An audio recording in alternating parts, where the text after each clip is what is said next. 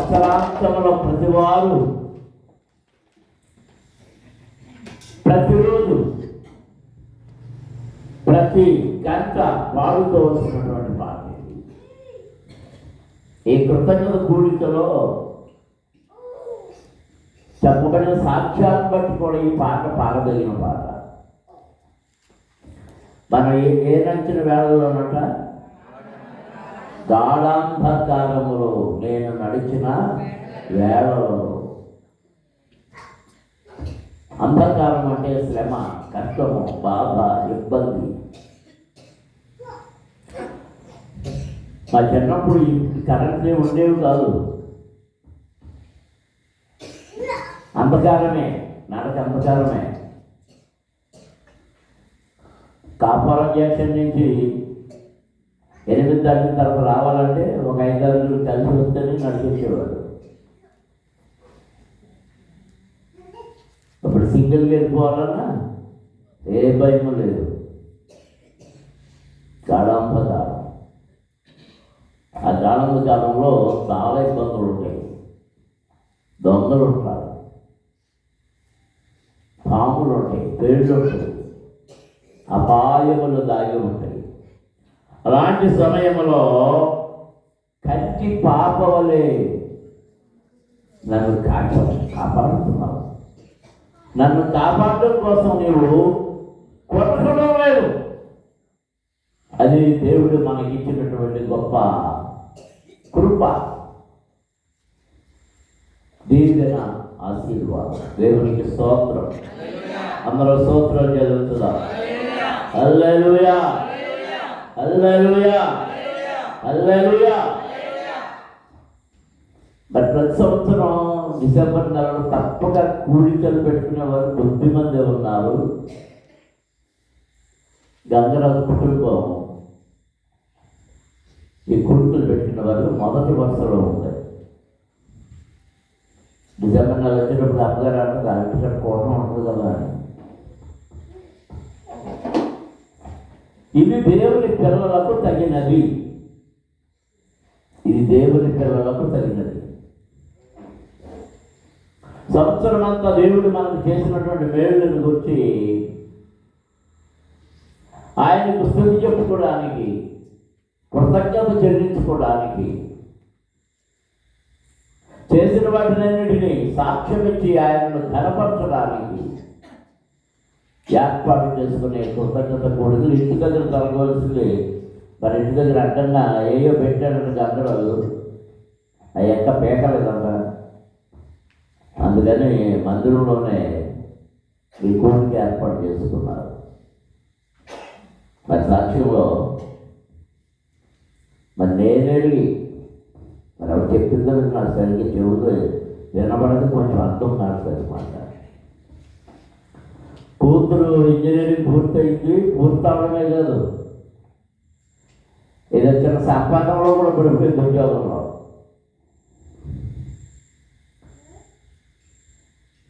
మరి ప్రతి దశంభాగం చెల్లిస్తుంది.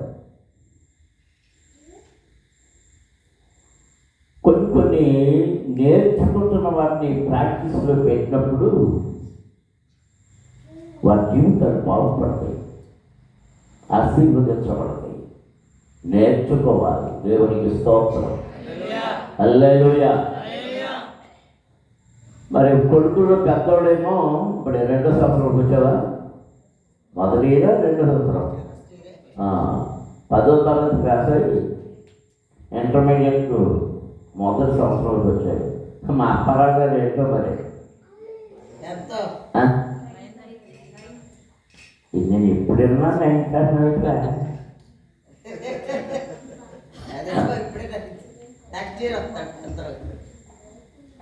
అది ఇల్లుడినా 9th అంటున్నాడు. 8th అన్నవా? మరి పిల్లలు చదువులు ఎడల దేవుడు కృప చూపిస్తున్నాడు. మరి అందరూ ఏదో బలహీనత గురించి చెప్పింది కదా. కష్టకాలం, బలహీనత అంటే మనకి ఆయా బలహీనతలను బట్టి కష్టకాలాలు. కష్టం వచ్చినా కానీ, బలహీనత వచ్చినా కానీ, ఇబ్బంది వచ్చినా కానీ మనం కాపాడేవాడు కురుకుడు నిద్రపోడు కనుక భయపడవలసిన పని లేదు. దగ్గర వారి దేవుడికి స్తోత్రం చేస్తారు. హల్లెలూయా, హల్లెలూయా, హల్లెలూయా. అది మనం చదివిన కీర్తనలో 103వ కీర్తనలో, నా ప్రాణమా యెహోవాను స్తుతించుము, నా యంతరంగ సమస్తమా ఆయన పరిశుద్ధ నామమును స్తుతించుము.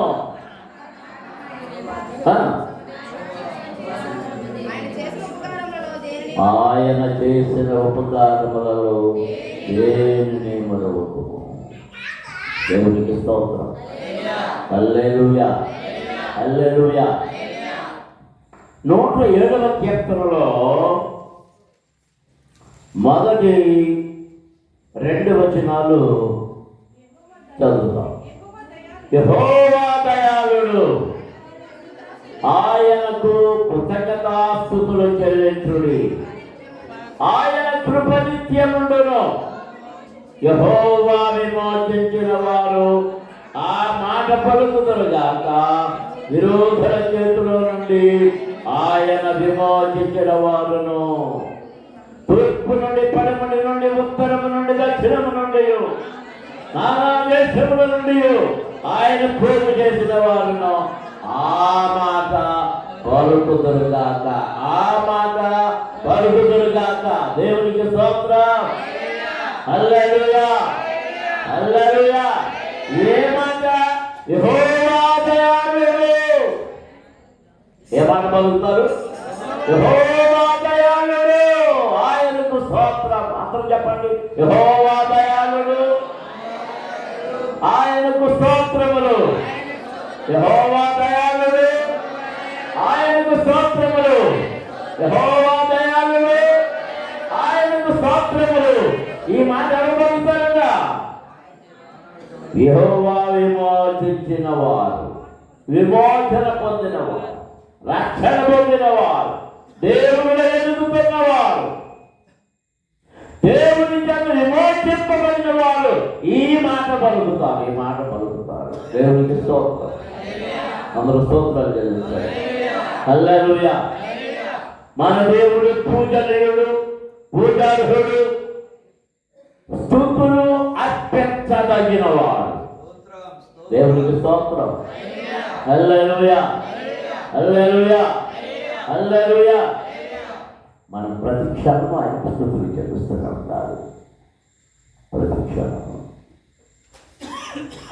మనం ఎందుకు స్తుతులు చెల్లించాలి? ఈ సంవత్సరం అంతా ఈ కుటుంబం, ఈ రోజు ఈ కూడిని ఏర్పాటు చేసిన కుటుంబం అంతా ఏం సాక్ష్యం ఇచ్చింది? సంవత్సరం అంతా అని. పోయిన సంవత్సరం 24వ సంవత్సరం డిసెంబర్ నెలలో మరి ఏ తారీఖు పెట్టుకున్నారా? నాట నుండి నేటి వరకు తన రెక్కల చాటున భద్రపరిచి ప్రతి కీడు నుండి, అపాయము నుండి ఈ సంవత్సరాన్ని జారిపడ్డా? నిండా జారిపడతా? వాటన్నిటి నుండి తప్పించాడు, ఆ శ్వాస నుండి తప్పించాడు. అందుకొరకు మనకి ఏ శోధన లేకుండా దాని నుండి విడిపించినందుకు ఆయనకు స్తుతి చెల్లించాలి. ఆయన స్తుతి నందదగిన వాడు. దేవునికి స్తోత్రం. హల్లెలూయా, హల్లెలూయా. ఎవరంట ఆయనను స్తుతించేవారు? ఇక్కడ చాలా శ్రేష్టమైన మాట చెప్తున్నారు.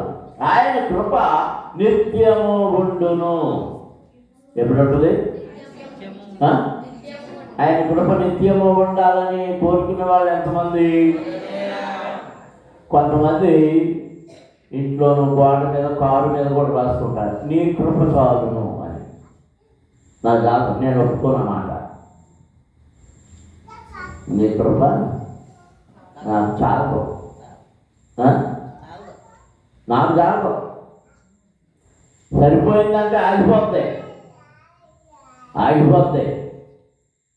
ఇక్కడ ఏమంటున్నాడు కీర్తనకారుడు? ఆయన కృప నిత్యము ఉండును. పౌలు గారితో చెప్పాడు దేవుడు, నా కృప నీకు చాలును. అందులో అర్థం ఏంటంటే నా శరీరం బలహీనతగా ఉందాయా, మరణపు ముళ్ళు నన్ను పొడుస్తూ ఉందాయా, ఇబ్బంది నాకు కలుగుతూ ఉందాయా, నన్ను కరుణించవా అని అడుగుతున్నప్పుడు ఆ ముళ్ళు అలాగే ఉంటుంది. నా కృప నీకు చాలు, నా కృప నీకు ఉంది, నా కృప నీకు తోడుగా ఉంటుంది. మరి ఆ ముళ్ళు ఎందుకు, మనకు ముళ్ళు ఎందుకు పెట్టబడిందంటే, ఎప్పుడైనా కాళ్ళు ముళ్ళు ఇరిగిన వాళ్ళు ఎవరైనా ఉన్నారంట?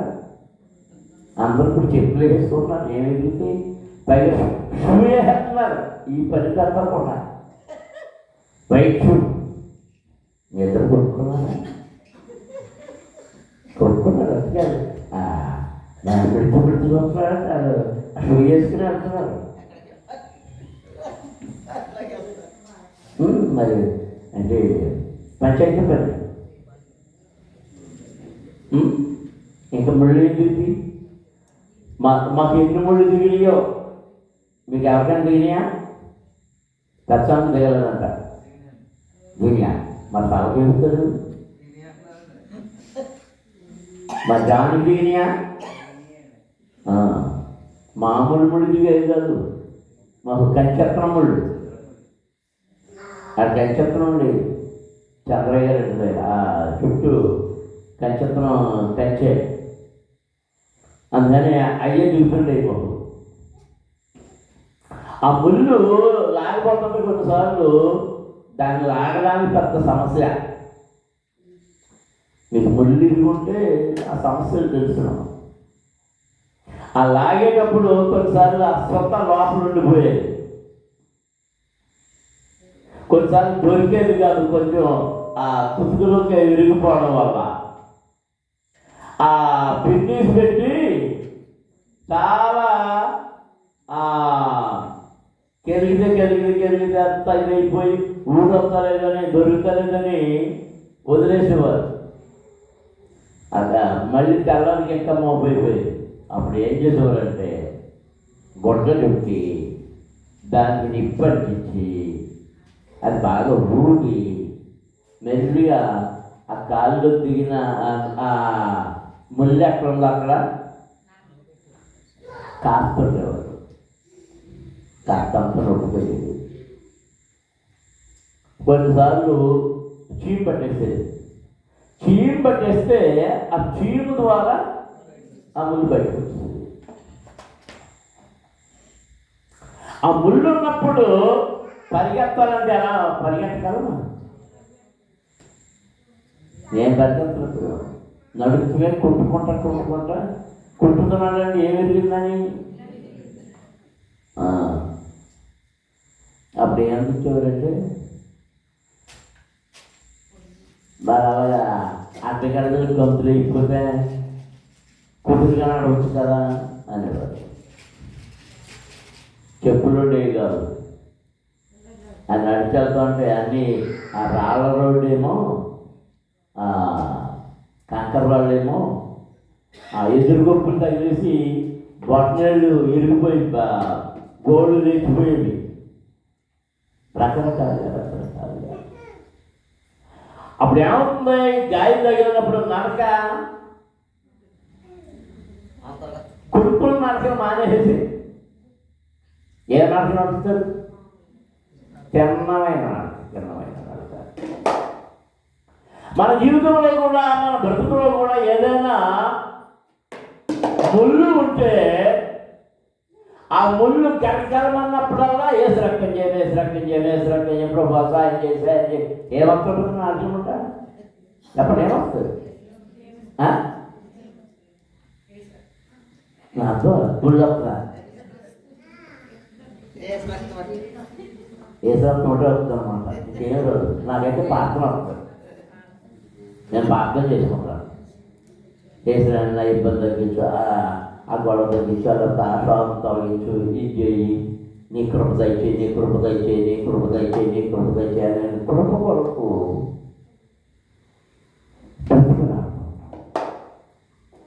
ఆ ముళ్ళు ప్రార్థన చేయడం కొరకు.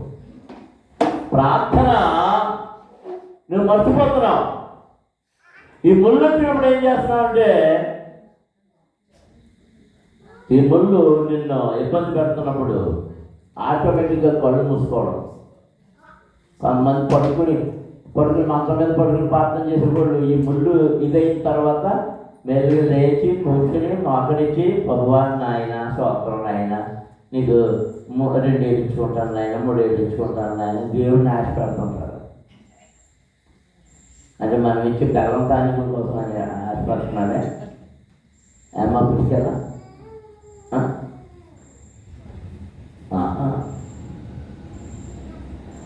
ఆయన కృప చూపించేది మనం ఇచ్చే ఆ కానుకలు మొక్కుబడి కోసం కాదు. నీ హృదయములో ఎంత భక్తి కలిగి, ఎంత నమ్మకము కలిగి, ఎంత విశ్వాసము కలిగి ప్రార్థించావో దానికి తగినట్టుగానే నీకు ప్రతిఫలం దొరుకుతుంది. దేవునికి స్తోత్రం. అందరం స్తోత్రం చేస్తున్నాం. హల్లెలూయా, హల్లెలూయా, హల్లెలూయా. దేవుని పిల్లలు ఇంటికి వెళ్ళిన తర్వాత 107వ కీర్తన మీరు చదువుకోండి. ఇది మీకు ఆశీర్వాదకరమైన కీర్తన, దీవెనకరమైన కీర్తన, మిమ్మల్ని బ్రతికించే కీర్తన, మీకు త్రాణ కలిగించే కీర్తన, మిమ్మల్ని ఆదరించే కీర్తన, మిమ్మల్ని బలపరిచే కీర్తన. నమ్మిన వారు దేవునికి స్తోత్రం చేయండి. హల్లెలూయా, హల్లెలూయా. విరోధుల చేతిలో నుండి ఆయన విమోచించిన వారును, తూర్పు నుండి, పడమటి నుండి, ఉత్తరము నుండి, దక్షిణము నుండి, నానా దేశముల నుండి ఆయన పోగు చేసిన వారును ఆ మాట పలుకుతురు. ఎవరు వారు? ఆ నానా దేశం నుండి పోగు చేయబడిన వారు ఎవరండి? ఎవరైతే క్రీస్తు నామములో కనుగొని సంఘములో చేర్చబడి విశ్వాసులని పేరు పెట్టబడ్డారో, ఆయన నామములో ఉన్నారో వారు ఈ మాట పలుకుతురు. యామని యెహోవా దయాళుడు. ఈ మాట ఇంకో చోట ఉంది. దానికి కొనసాగింపు తెలుసా? యెహోవా దయాళుడు, ఆయన కృప నిరంతరం ఉండును. అందరూ చెప్పండి మాట. దేవునికి స్తోత్రం. హల్లెలూయా, హల్లెలూయా, హల్లెలూయా. వారు అరణ్యమందర ఎడారిత్రావణ తిరుగులాడుచుండిరి, నివాసపురమేది వారికి దొరకకపోయాను. ఆ చలిగప్పుల చేత వారి ప్రాణము వారిలో సమస్యలను వారు కష్టకాలములో యెహోవాకు మొరపెట్టిరి. ఆయన వారి ఆపదలలో నుండి వారిని విడిపించెను. దేవునికి స్తోత్రం. హల్లెలూయా, హల్లెలూయా, హల్లెలూయా, హల్లెలూయా. మనం ఎల్లప్పుడూ ఆయన గురించి స్తుతించే వారముగా ఉన్నప్పుడు ఆ స్తోత్రాలకు ఆయన ఇష్టుడై సంతోషించిన వాడై మనల్ని ఇంకా దీవించడానికి తన హస్తాన్ని చాపుతున్నారు. దేవునికి స్తోత్రం. భయము లేదు, దిగులు లేదు జీవిత యాత్రలో. భయము లేదు, దిగులు లేదు జీవిత యాత్రలో.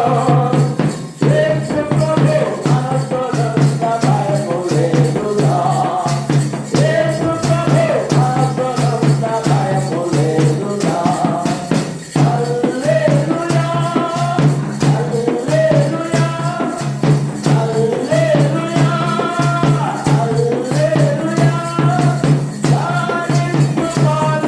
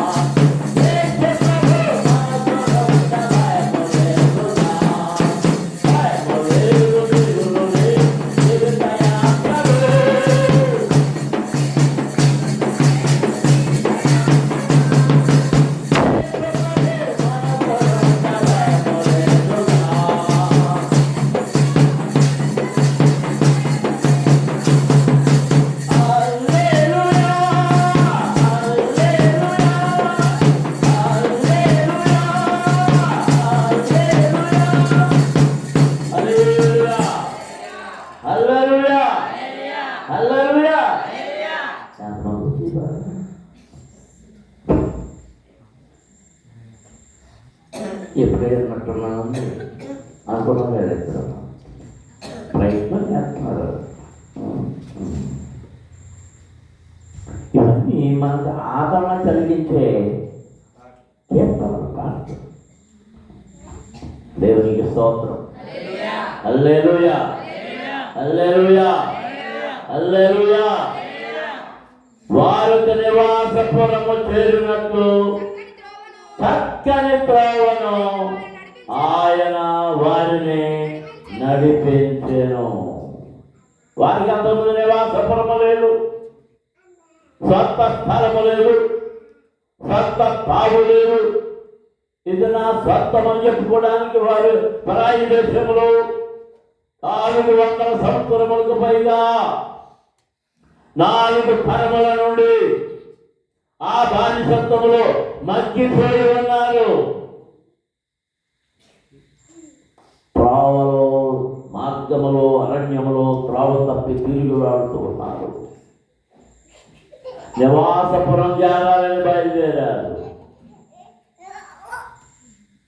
నివాసపురమేది 4వ వచనంలో వారు అరణ్యమందరి ఎడారి త్రావను తిరుగులాడుచుండిరి. నివాసపురమేది వారికి దొరకకపోయెను.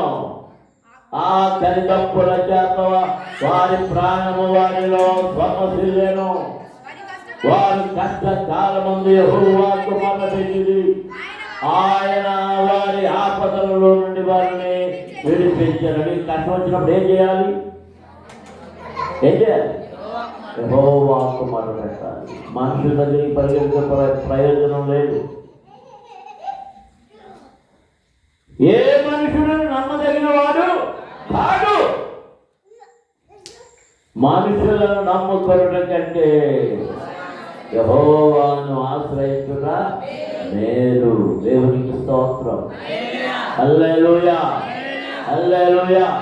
వారు దేవునికి మొదలుపెట్టినప్పుడు, ఆయన దగ్గర ఏడ్చినప్పుడు, ఆయన దగ్గర విన్నపాన్ని విన్నవించుకున్నప్పుడు, మాకు ఆశ్రయపురము లేదయా, మేము అరణ్యములో తిరుగులాడుతున్నామయ్యా, త్రావ కానక దారి తప్పి, మనసు తప్పి, మార్గము తప్పి, బుద్ధి తప్పి, జ్ఞానము తప్పి తిరుగులాడుతున్న మమ్మలను కనుకరించు ప్రభువా అన్నప్పుడు వారంత నివాసపురము చేరినట్లు చక్కని త్రావను ఆయన వారిని నడిపించెను. దేవునికి స్తోత్రం. హల్లెలూయా, హల్లెలూయా. ఎవరు నడిపించారు? ఎవరు? దేవుడిని నడిపించారు. దేవుడు నడిపించారు. మనుషులు నడిపించాలి ఎంత ఉండవు. వాడే లాగేసుకోవచ్చు, లేదా దొంగలు ఎత్తుకొని పోవచ్చు. కానీ దేవుడు ఇచ్చింది ఒకవేళ దొంగ ఎత్తుకుపోవాలనుకున్నా వానికి సాధ్యం కాదు. ఎందుకంటే ఎవరిచ్చింది? ఎవరి కొరకు ఇచ్చింది? నీ కొరకు ఇచ్చింది. దేవుడు నీ కొరకు ఇచ్చిన దాన్ని ఎవరిని దొంగిలించలేడు.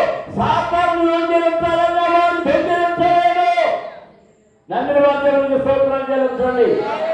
హల్లెలూయా, హల్లెలూయా. నీ కృపను దొంగిలించాలనుకుంటున్నాడు, నీ దీవెనను దొంగిలించాలనుకుంటున్నాడు. ఆయన రెక్కల నీడన నీవు ఉండకుండా నిన్ను ప్రక్కకు తప్పించి వాడు నిన్ను తన్నుకుపోవాలనుకుంటా ఉంటాడు. కానీ ఆయన ఏం చేస్తున్నాడంటే తన రెక్కలతో ఆ రెక్కలతో మనం ఆవరించుకుంటున్నాడు. మోకరించండి, ప్రార్థన చేసుకుంటాం. ఈ రాత్రి ఆయన కృప నీకు తోడుగా ఉన్నదని గుర్తెరుగు. ఆయన కృప నీ తోడుగా ఉన్నదని గుర్తెరుగు. ప్రభువా నీ కృప నాకు కావాలయ్యా. యెహోవా దయాళుడు, ఆయన కృప నిరంతరముండును అనే మాటను మర్చిపోవద్దు. దాన్ని నీ మనసులో పలుకుతావు. నువ్వు పడకు వెళ్ళే ముందు పలుకు. పడక మీద నుండి లేచినప్పుడు పలుకు, ఇంట్లో నుంచి బయటికి వెళ్ళేటప్పుడు పలుకు, ఇంటి లోపలికి వచ్చేటప్పుడు పలుకు, పొలంలో పని ప్రారంభించేటప్పుడు పలుకు, పనిని ముగించినప్పుడు పలుకు, వంట ప్రారంభించినప్పుడు పలుకు, వంట ముగించినప్పుడు పలుకు, భోజనం దగ్గర కూర్చున్నప్పుడు పలుకు, భోజనం ముగించిన తర్వాత పలుకు, నిత్యము పలుకు పలుకు. యెహోవా దయాళుడు, ఆయన అంటే ఆ కృప నీ మీద ఉంటూ ఉన్నది.